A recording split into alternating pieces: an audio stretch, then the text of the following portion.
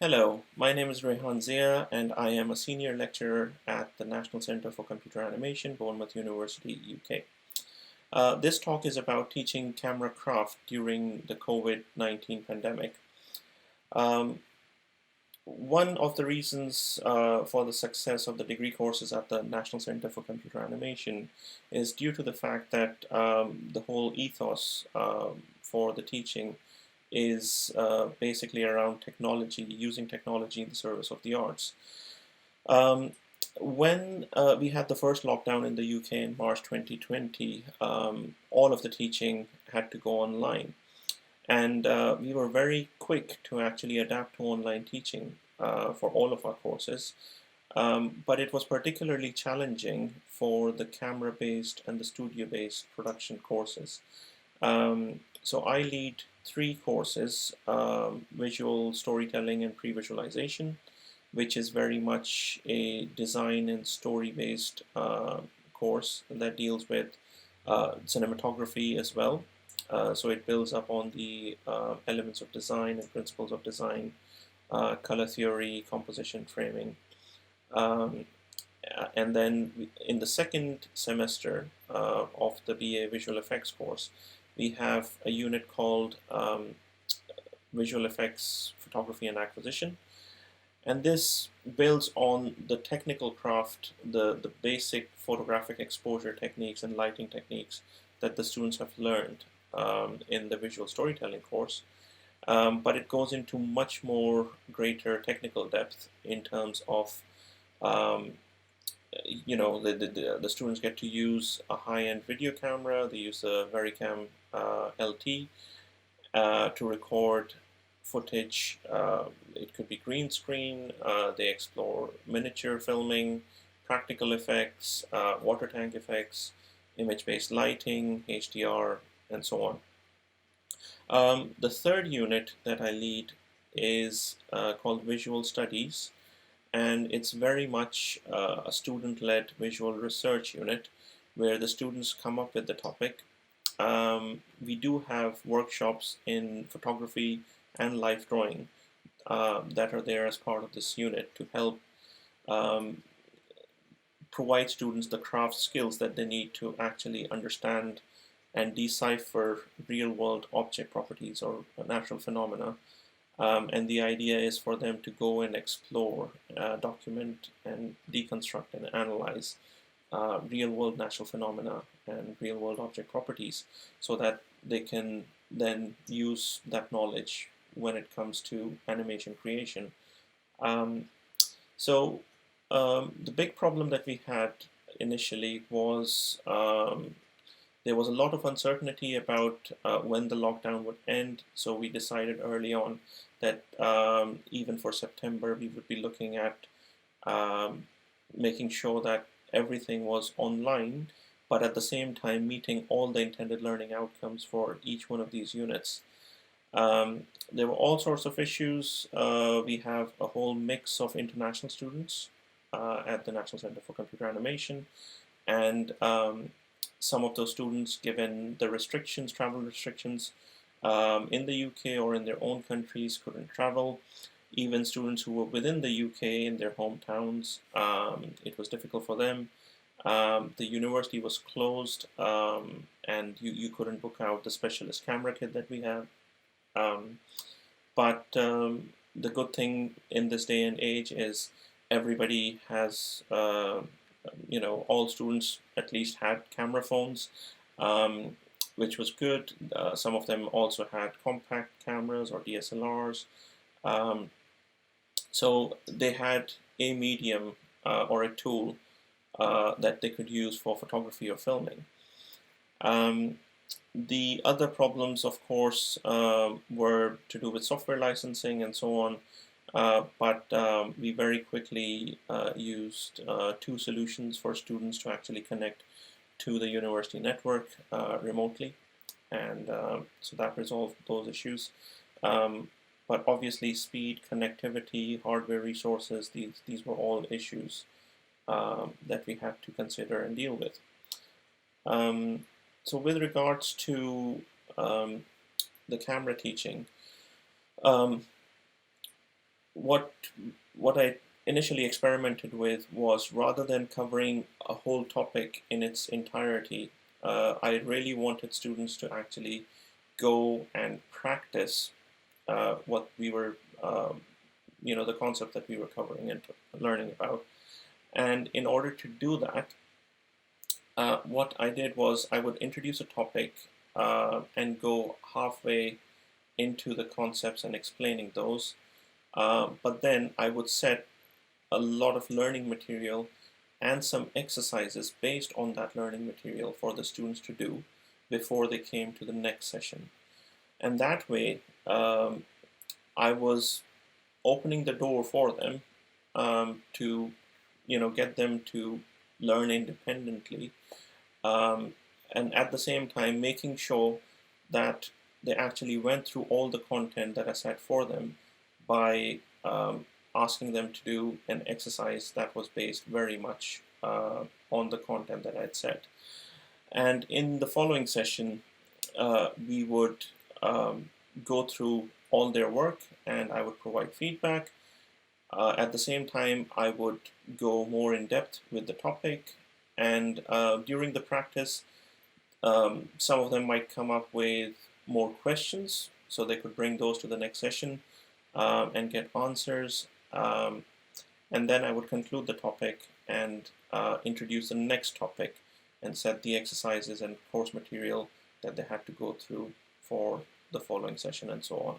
So it very much became this kind of a spiral model where with each iteration they were building on the previous knowledge that they had, but also learning something new and practicing that.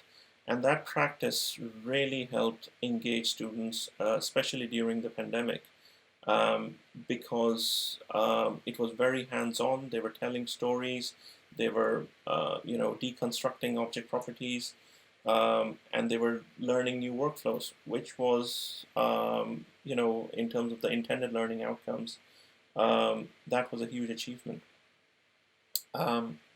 So at this point, I would like to show you a couple of clips by two of the students.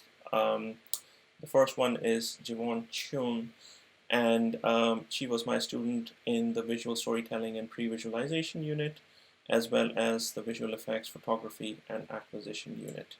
So over to Jiwon.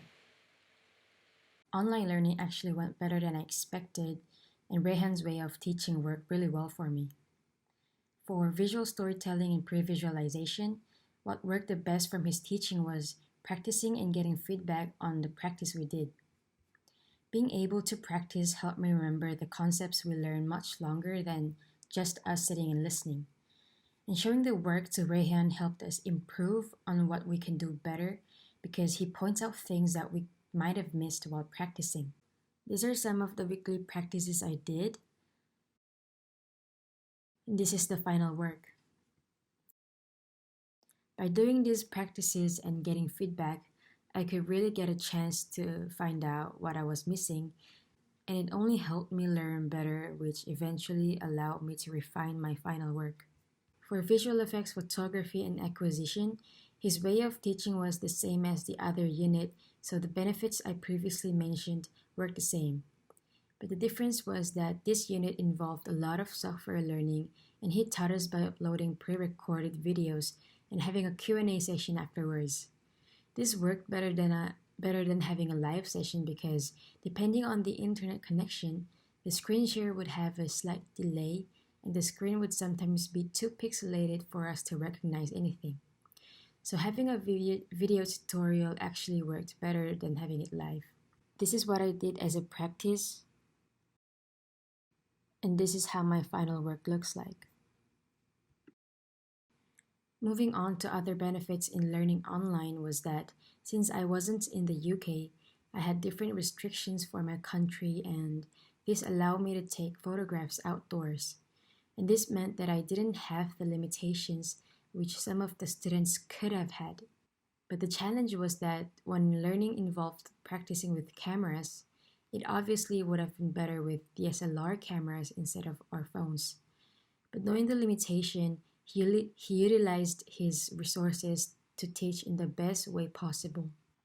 So, overall, I'm really satisfied with his way of teaching.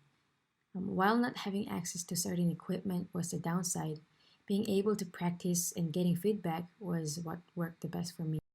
So next, I would like to show a video by Sri Lakshmi Balaji, who was my student on the Visual Studies unit. While school taught me to exercise memory power to learn facts, visual studies took a different approach to learn, that is, studying what you see. Being a visual person, I was quite excited about the subject when it involved observing and analyzing from sight. The weekly assignments gave me a heads up on how to go about it. Observe, capture, and analyze. I carried out all my observations at Abu Dhabi West Corniche Road, my current residence due to COVID lockdown. We used our phones' cameras in the beginning and were taught how to use the auto HDR settings on our phones to capture HDR images, which was our first assignment. I captured black and white images and then color shots in both HDR and normal modes. The aim is to observe the difference between HDR and normal modes, and the black and white versions are to see the difference more clearly. We were taught a bit more on the color balance and how the same shot can be different in both ways. During one of our lectures, the phenomenon of light was discussed on how lighting affects a scene, which had me pondering how daylight changes the mood of a scene throughout the day. So for the next weekly assignment, when we were assigned to study how the position and the color of light source can affect a shot, I chose to observe the natural light and how its direction and position of the sun can affect the intensity of lighting and tone of a scene. I shot these at the same locality in Abu Dhabi using Sony NEX5 at the different times of the day, as you could see at the top right corner. Observing the change in color temperature and the intensity of lighting was quite intriguing, although it is an everyday phenomenon. I also had captured the Abu Dhabi skyline at the same time. Due to the location of Abu Dhabi, the duration of sunrises and sunsets are very short, as observed in these pictures. It gets dark in a matter of few minutes.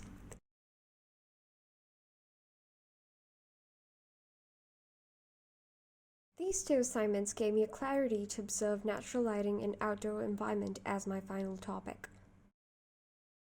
I carried the assignment in 3 iterations, first observing the change in direction and the change of light, then observing the color change, and finally recreating the retention techniques for HDR scenes using photography and painting as a conclusion, which put all the facts studied and my observations together.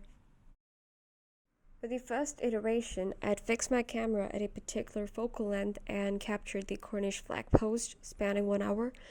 Ironically, this being the view from my window, I had never noticed a shift in lighting this close and was observing the whole day.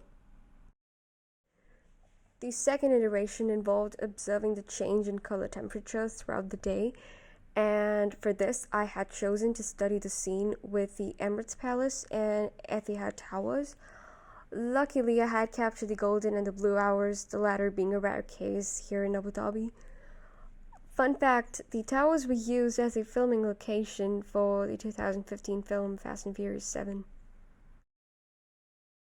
The third iteration aims to produce HDR images through 3 different techniques: auto HDR, HDR toning, and painting from observation. Auto HDR is an automated setting in the camera, while HDR toning is a manual method of combining different exposures to create HDR images, which is a better method. I had also painted from observation using oil paints, which took me 2 hours for a base sketch and a week's time to add in the details. My lecturer Rayhan had suggested me to carry out HDR toning and encouraged me to paint from observation. He gave me great feedbacks and confidence to paint after a long time. I had so much fun carrying out all the iterations, and this subject has taught me to observe with an open mind. Thank you. So in conclusion, I think this teaching model worked really well because it allowed students to practice the craft, techniques, and workflow. They gained confidence by working independently, engaging with the subject hands-on, and dealing with the practical element, which they found quite enjoyable. And it provided the flexibility for the students to go through the teaching material in their own time, at their own pace. And even though this approach was developed as a response during COVID, this is something that I would like to carry forward even with face-to-face delivery, where rather than covering a topic in its entirety, I would like to set or introduce the topic, give exercises and content for the students to go through before coming to the next session. And this kind of iterative spiral really helped in terms of engagement as well as independent learning. Thank you very much for watching.